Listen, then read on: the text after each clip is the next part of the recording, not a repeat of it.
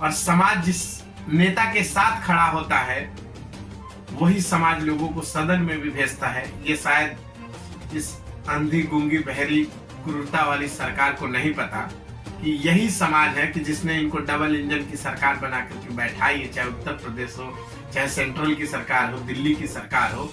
लेकिन इनको पता नहीं है कि अगर ये जनता के साथ अगर क्रूरता कर रहे हैं, बात नहीं करने दे रहे हैं, आंदोलन नहीं करने दे रहे हैं, सम्मेलन नहीं करने दे रहे हैं, तो इसका जवाब उनको सदन में पहुंच के माननीय श्रवण कुमार निराला जी देंगे। साथियों, मैं ऋषि कपूर आनंद, अम्बेडकर जन मोर्चा का प्रदेश उपाध्यक्ष। आज बहुत बड़े ऋषि, समाज सुधारक, समाज को नई चेतना देने वाले, समाज की कुरीतियों के खिलाफ लड़ने वाले संत रैदास जी का जयंती है। आज उनको हम नमन करते हैं और पूरे भारतवासियों को आज की इस जयंती जो है संत रैदास जी का, सबको आभार व्यक्त करते हैं। मैं आपको बताऊं दोस्तों, हमारा कार्यक्रम है कल 25 फरवरी को कौड़ीराम में कार्यकर्ता सम्मेलन। कार्यकर्ता सम्मेलन के लिए राजनीतिक दृष्टिकोण से हम लोग 200 लोग जो है कौड़ीराम में इकट्ठा होकर के अपने मुद्दों के प्रति हम काम करना चाह रहे थे। इसके लिए हम लोग परमिशन के लिए बांसगांव के एसडीएम साहब को लेटर लिखा। बांसगांव के एसडीएम साहब ने उस लेटर को थाने पे भेजा, एसएचओ साहब ने चौकी पे भेजा और 10 दिन हो गए साथियों। 15 तारीख को मैंने लेटर दिया और अभी तक जो है हमको परमिशन नहीं मिला। पिछले कार्यक्रम को आप देखेंगे, 10 अक्टूबर को देख लें, 17 दिसंबर को या 17 मार्च को हमने परमिशन नहीं, उन लोगों को लेटर दे दिया था, परमिशन मांगा था, तो उन्होंने उस टाइम भी हमको परमिशन नहीं दिया। गोरखपुर के कमिश्नर साहब भी है, एसएसपी साहब भी, डीएम साहब को भी हमने लेटर लिखा, लेकिन किसी ने हमें परमिशन नहीं दिया। लेकिन हमने अपने कार्यक्रम को किया और उस कार्यक्रम के दौरान 22 दिन का जेल होता है।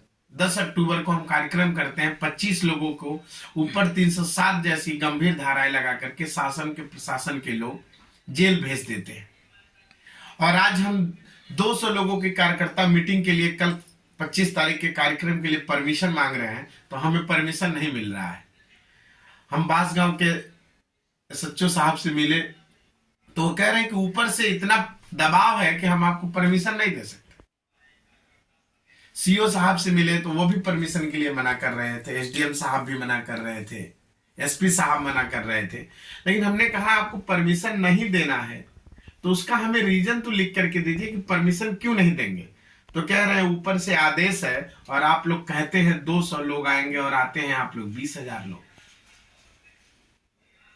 तो उन लोगों से हमने बताया कि ये सरकार की विफलता है ना, कि सरकार की ये विफलता है कि सरकार उनकी बात नहीं सुनती है। सरकार सिर्फ फोटो खिंचवा रही है, सिर्फ पेपर में इश्तेहार दे रही है, लेकिन पब्लिक के बीच कोई सरकार का काम नहीं दिख रहा है। इसलिए पब्लिक आंदोलन के लिए आती है। लेकिन हम तो इस बार कार्यकर्ताओं का सम्मेलन के लिए बुलाए, उसके लिए भी हमें परमिशन नहीं मिला। तो कल का कार्यक्रम जो साथियों है, वो प्रशासन का जो रवैया है उसको देख करके लगता है कि किसी तरीके से फिर से हो सकता है अगर हम कार्यक्रम करेंगे तो गिरफ्तारी करेंगे, लोगों के ऊपर एफआईआर करेंगे। ये शासन की मानसिकता है। इसलिए करके कार्यक्रम को अम्बेडकर जन मोर्चा के जो मुख्य संयोजक माननीय श्रवण कुमार निराला जी और प्रदेश की जो अध्यक्ष हैं बहन सीमा गौतम, उनके निर्देशानुसार कल के कार्यक्रम को निरस्त किया जा रहा है। और कार्यक्रम की अगली डेट जो है फिर हम लोग डिसाइड करेंगे और गांव-गांव लोगों के साथ कैसे हम अपने आप चलेंगे और अपने कैंपेन को बढ़ाएंगे और आगे के कार्यक्रम को स्थिरता से रखेंगे। और अपनी बात हम जा जा करके खुद समाज के लोगों को बताएंगे। और आने वाला जो चुनाव है 2024 लोकसभा, उसको अंबेडकर जन मोर्चा के राष्ट्रीय अध्यक्ष माननीय श्रवण कुमार निराला जी लड़ेंगे और वो चुनाव जीतेंगे भी।